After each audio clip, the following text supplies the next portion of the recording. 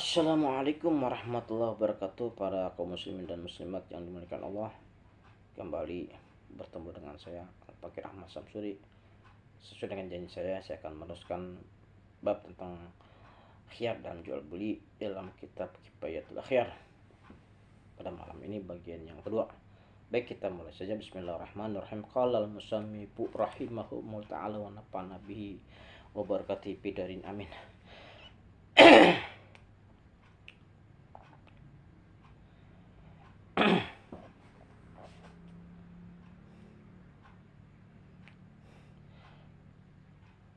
Ibnu Umar meriwayatkan bahwa beliau berkata, kami mendengar seorang lelaki melapor kepada Rasulullah SAW bahwa dia selalu tertipu dalam jual belinya. Lalu sabda Nabi Muhammad SAW, "Idza baya'ta faqul la khilabata. Thumma anta bil khiyari fi kulli sil'ati ta'taha thalatha layalin." Jika kamu berjualan, ucapkanlah la khilabata. Saya tidak mau rugi, gitu kan. Lalu kamu boleh khiyar, boleh memilih di dalam barang yang kamu jual beli itu dalam tempo 3 malam. Hadis ini diriwayatkan oleh Al-Baihaqi maksudnya, dan Ibnu Majah dengan sanad yang bagus. Dengan demikian dikatakan oleh Imam Nawawi, dan hadis ini diriwayatkan oleh Imam Bukhari di dalam tarikhnya, ya, sebagai hadis mursal, kan. Al-Baihaqi berkata laki itu ialah Hibban bin Munkiz. Imam Nawawi berkata yang masyhur nama ayah lelaki itu adalah Munkid. Andai kata khiyar, jadi di sini yang dimaksud yang di dalam hadis ini, ya kan, ini dalam tarikhnya, sejarahnya itu, ya, lelaki itu ialah Hibban dan bin Munkiz, ya, yang masyhur nama ayahnya lelakinya itu namanya Munkid, ya, maksud daripada hadis ini.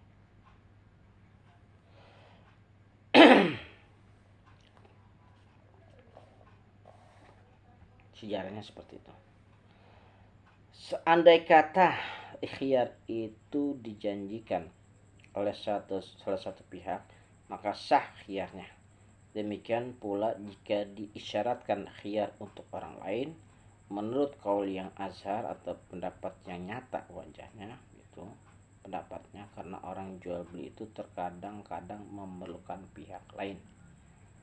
Karena pihak lain ini mungkin lebih mengerti apa yang diakadkan, apa yang diperjualbelikan.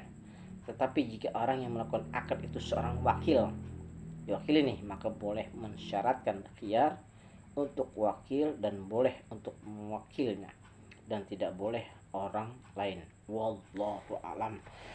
Ada kata khiyar nih, memilih antara memilih yang dijanjikan oleh salah satu pihak, maka sah khiyarnya. Demikian jika diisyaratkan khiyar untuk orang lain nih, untuk orang lain menurut pendapat yang nyata, kan, itu karena orang jual beli terkadang-kadang itu memerlukan pihak lain, maka pakai diwakilin.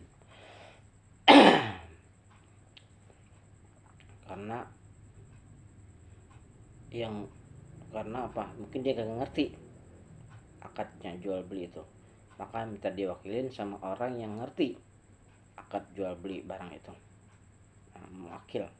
seorang wakil.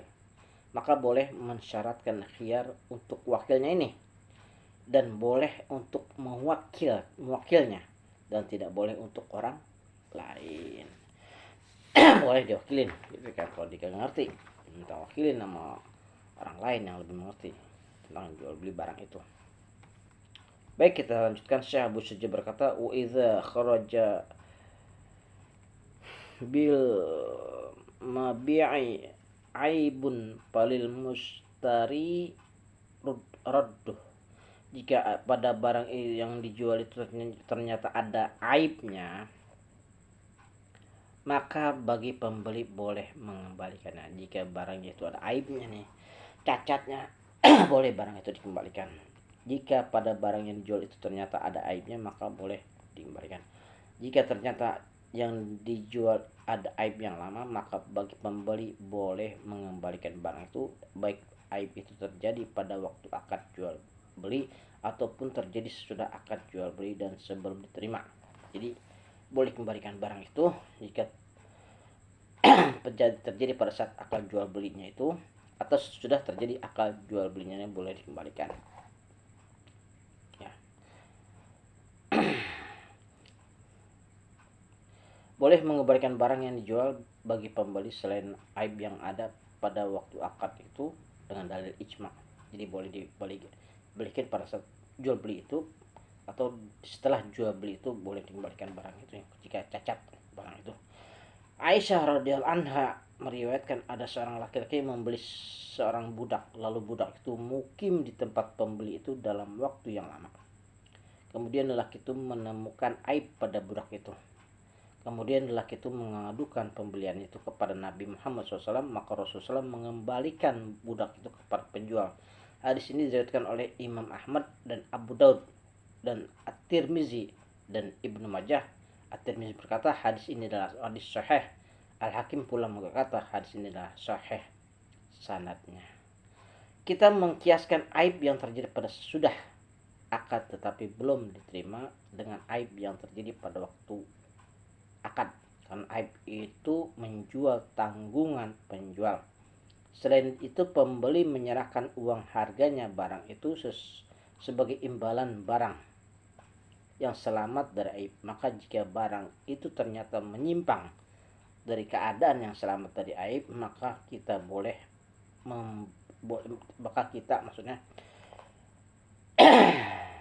membolehkan pembeli menukar pikiran karena adanya darar itu artinya bahaya ya. Jadi sama juga ini nih Nabi itu kan hadis tentang masalah pembeli itu membeli budak kan, membeli budak, seorang laki-laki itu membeli seorang budak itu mukim di tempat pembeli itu yang lama kan. Laki-laki itu menemukan aib pada budak itu, maka Rasulullah menyuruhnya untuk mengembalikan kepada penjualnya itu. Gitu kan. Itu bisa kita mengkiaskan ya, kita mengkiaskan aib yang terjadi pada sesudah akad, kan? Tetapi belum diterima dengan aib yang terjadi pada waktu akad. Maksudnya gimana? Kiaskan ini sama juga aib yang terjadi sesudah akad, tetapi belum diterima dengan aib yang terjadi pada suatu waktu akad. Jadi pada waktu akad jual beli itu belum ada aibnya, belum kelihatan aibnya, ya kan? Setelah dibawa pulang barang itu atau budak nih teman-teman, budak ini diisyaratkan seperti itulah, kan? Hadis ini dikiaskan seorang yang membeli suatu barang belum ada aibnya, ketika sudah sampai di rumah ternyata barang itu ada aibnya, itu kan? Maksudnya begitu, dikiaskannya seperti itu, maka boleh untuk mengembalikan barang tersebut karena aib itu menjadi tanggungan penjual, pasti dalam tanggungan penjual.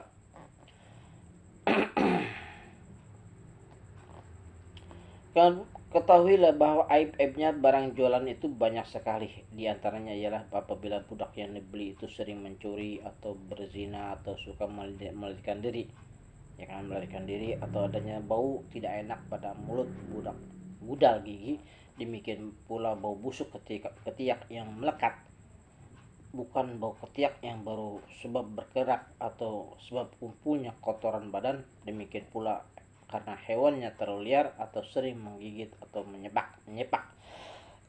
Bahwanya Paklam, ini ketahuilah aib barangnya itu, barang jual itu banyak sekali. Aib barang yang dijual itu banyak sekali. Bisa budak yang kita beli itu sering mencuri barang atau melakukan perzinahan, ya, budak itu, atau suka melarikan diri, itu aib pada budak.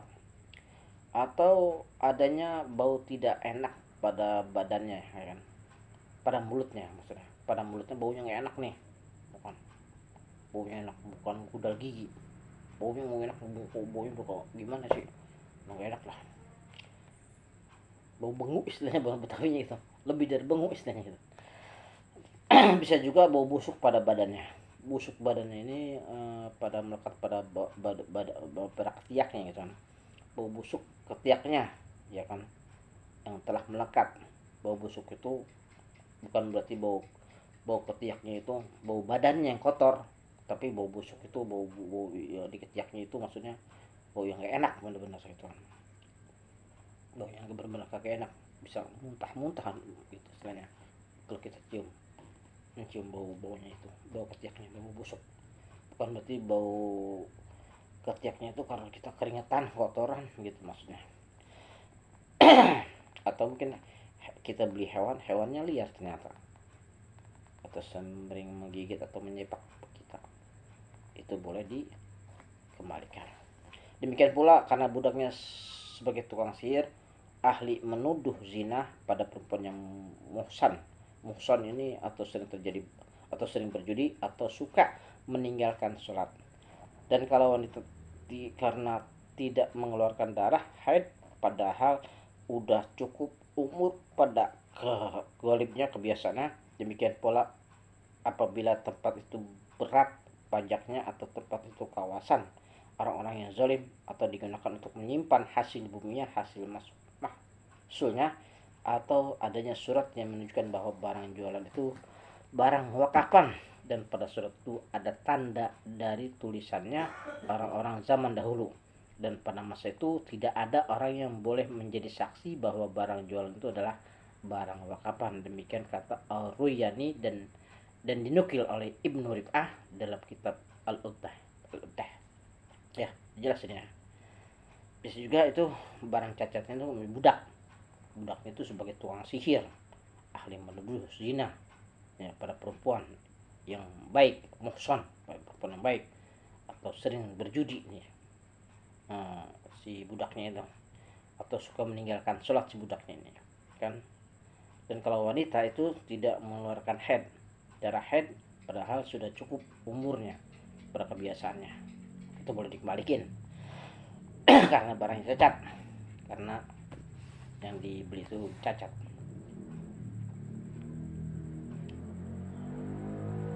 Atau mungkin tempat itu berat pajaknya, kan. Tempat kawasan itu orang-orang yang zolim yang digunakan untuk menyimpan hasil mahsulnya, atau ada yang surat menunjukkan bahwa barang jualan itu barang lokapan, ya kan. Dan pada waktu surat ada tanda dan tulisannya itu zaman dahulu, ya. Dan pada masa itu tidak ada orang yang boleh menjadi saksi, tidak ada saksi pada saat itu, dan barang jualan itu adalah barang wakapan, tidak ada saksi pada saat itu, boleh dikembalikan.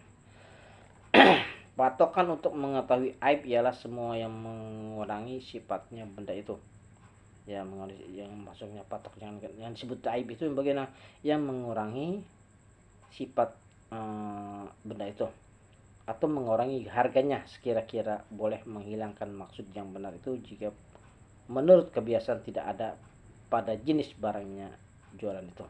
Saya berkata tentang adanya kekurangan pada sifatnya benda itu, yaitu seperti adanya terbiri budak terbiri atau terpotong jarinya dan sebagainya, berlainan dengan sekiranya paha seorang budak itu terpotong sedikit dagingnya, maka dengan sebab potongan itu maksud yang benar tidak hilang. Jadi bisa juga kekurangan sifat itu misalkan benda itu seperti adanya budak yang dikebiri. Kebiri tahu kan, kalau kucing dikebiri apanya, alat kelaminnya itu kan kebiri, atau terpotong jarinya dan sebagainya. Tapi kecuali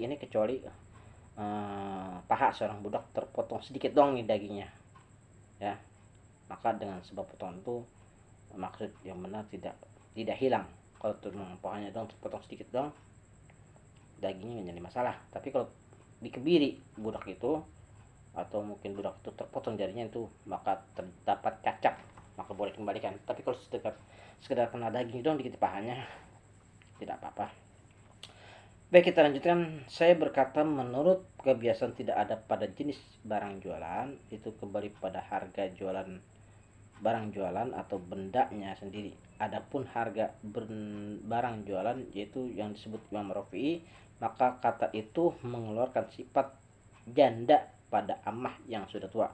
Maka kejandaan ini tidak dapat menjadi sebab untuk mengembalikan budak wanita itu, karena yang kolibnya, kebiasaannya pada amah jarang-jarang sekali tidak adanya kejandaan. Adapun bendanya yang dijual, maka patokan itu untuk menolak sikap mencabut gigi pada budak yang tua itu. Maka sering mencabut gigi itu tidak menjadi sebab bolehnya mengembalikan budak itu. Paham ya?